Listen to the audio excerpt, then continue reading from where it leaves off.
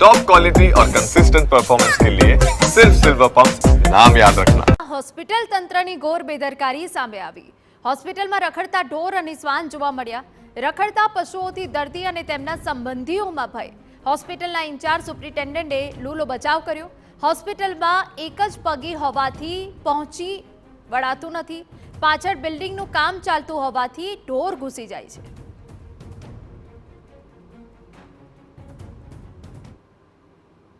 એક પગી છે જે સિક્યુરિટી ગાર્ડની પોસ્ટ પર છે। આખી હોસ્પિટલમાં એક જ પગી હોવાથી બધી જગ્યાએ પહોંચી વળાતું નથી।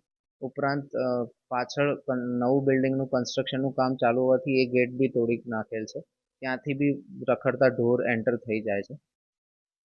ઉદયપુર હોસ્પિટલનું તંત્ર બેધ્યાન છે। રખડતા ઢોર અને શ્વાન ફરે છે જે કોઈને નુકસાન પહોંચાડી શકે છે। ઇન્ચાર્જ સુપ્રિન્ટેન્ડન્ટના જવાબથી એક વાત તો સ્પષ્ટ થઈ ગઈ કે હોસ્પિટલમાં સિક્યુરિટીનો અભાવ છે। આ ઉપરાંત દર્દીના સંબંધી એવા પણ આક્ષેપ કર્યા કે અહીં નર્સ અને તબીબોના સ્ટાફની અછત છે। સિક્યુરિટી નથી જેના કારણે અવ્યવસ્થા સર્જાય છે। એમ્બ્યુલન્સને આવવામાં તકલીફ પડે છે છતાં તંત્ર બેધ્યાન છે। જે રખડતા ઢોરો છે, કૂતરા છે, એ અહીંયા જેમ તેમ ફર્યા કરે છે, જેની કોઈ વ્યવસ્થા નથી ટ્રાફિકની। અને એ જે કૂતરા છે એ સીધા પ્રસૂતિ વિભાગમાં જાય છે અને ત્યાં ખુલ્લેઆમ ફર્યા કરે છે, જેની તંત્ર બિલકુલ બેદરકારી છે, જેને જોતા નથી।